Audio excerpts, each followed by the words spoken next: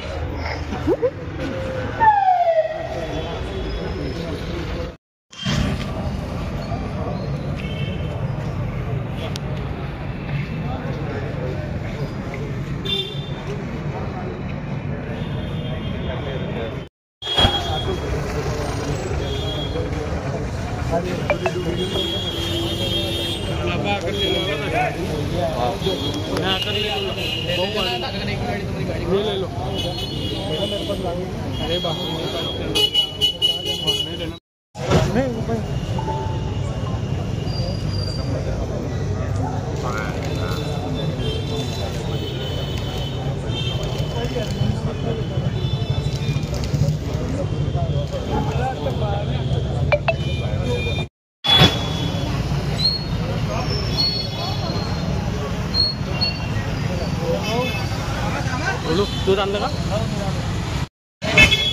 अरे बहुत तिकडे लाईक आहे।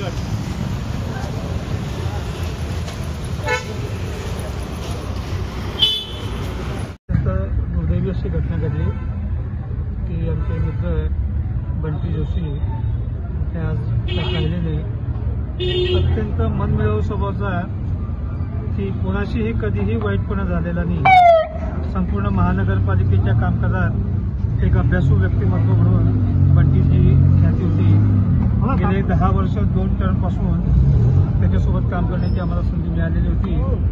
आमच्या शिवसेना पक्षाचा गटनेता होता आणि अचानक अशा पद्धतीने त्याचं जाणं हे निश्चितपणे मनाला अत्यंत वेदनादायी असं आज घडलेलं आहे। आणि हिमतीने पक्का असलेला निर्भीड व्यक्तिमत्व असा व्यक्ती होता।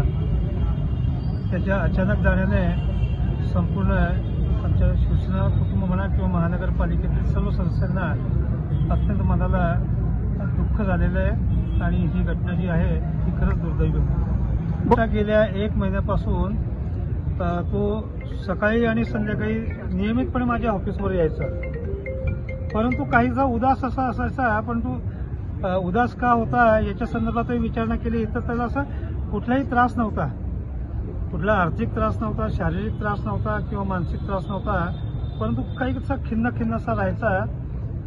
आणि सातत्याने त्याला सांगायचो की तुझं मन लागत नसेल तर तू रोज येत चल ऑफिसला। आणि त्याप्रमाणे तो रोज सकाळी 10-10:30 फोन करून यायचा की भाऊ तुम्ही आलात का? तर म्हणतो हो। तर मग यायचा साधारणतः 1-1:30 वाजेपर्यंत। 1 वाजेला लहान मुलगा त्याचा 7 वर्षाचा त्याला शाळेतनं घेऊन जाण्यासाठी तो 1 वाजता म्हणायचा की मी जातो, मुलाची शाळेला सुट्टी झाली असेल।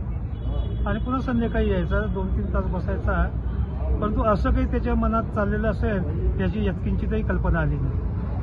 आणि निश्चितपणे खूप एक चांगलं व्यक्तिमत्व आज आपल्याकडे निघून गेलं। गांधी तीर्थ, निसर्गाच्या सानिध्यात महात्मा गांधींच्या जीवनावरील जगातील पहिले मल्टीमीडिया म्युझियम। आजच भेट द्या गांधी तीर्थ, जैन हिल्स, जळगाव। अधिक माहितीसाठी www.gandhifoundation.net वर व्हिजिट करा।